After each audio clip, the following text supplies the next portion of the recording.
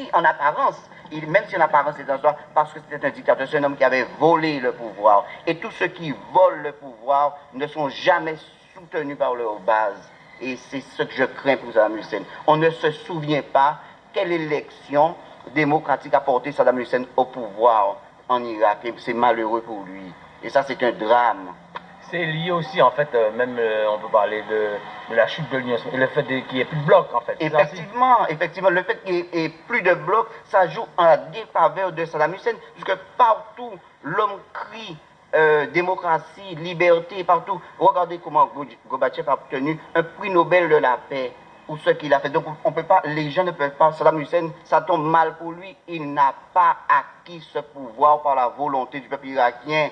Et c'est ce qui joue en sa faveur. Même s'il aurait raison géographiquement, ça joue en sa défaveur. Il a usurpé le pouvoir. Et c'est mauvais. Alors, on peut penser logiquement que bon, tout le monde aspire à la paix, c'est facile. Bon, la paix serait très simple. Il suffirait de dire, bon, l'Irak reste au Koweït, il y a la paix, puisqu'il ne fera pas la guerre à qui que ce soit d'autre, je veux dire. Mais l'inverse aussi, c'est que, est-ce qu'on peut penser que la paix sera accompagnée d'un retrait de l'Irak et dans quelles conditions et qu'est-ce que ça peut changer pour le monde Je suis persuadé que malheureusement, aujourd'hui, si vous voulez, le monde est gouverné par deux blocs.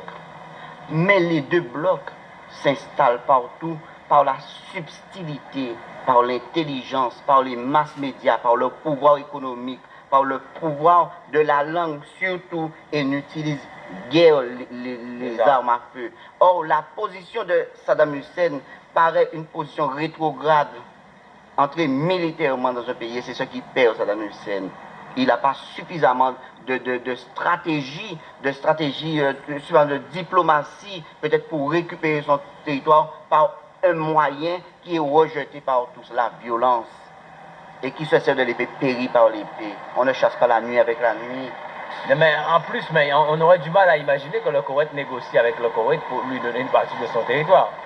Ce serait... Ouais, pour donner à... Saddam Hussein une partie du territoire. Non, mais Saddam Hussein, dans leur contexte actuel, la démarche de Saddam Hussein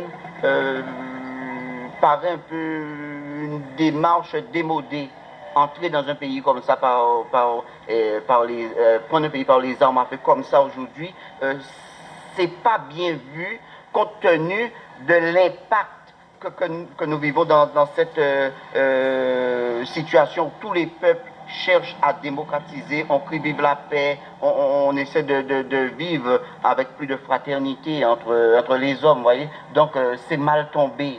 Si, peut-être que je vais être rétrograde, ça va vous paraître rétrograde, mais est-ce que c'est pas toujours le même b.a.-ba, le même, je dirais la même musique qu'on entend, là je me fais quasiment l'avocat du diable, le tiers-mondiste qui toujours est prêt à épouser les grandes idées morales comme les intellectuels tels que le problème de la démocratie et faire fi du passé. Exemple, l'Américain qui vient aujourd'hui défendre le droit international, c'est quand même celui qui a 100 ans massacré tous les Indiens, il a massacré des gens partout, il s'est toujours installé, en fait il est d'origine européenne en plus, les Européens ont toujours dominé le monde, ont toujours écrasé tous les peuples, ont toujours divisé comme ils ont voulu, mettre un pays par là, installer Israël, installer tel ou tel pays.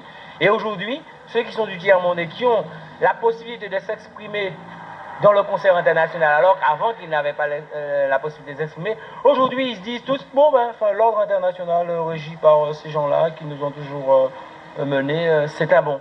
Est-ce que, volontairement je pose la question, est-ce que cela vous inspire de l'analyse? Bon, je vais prendre un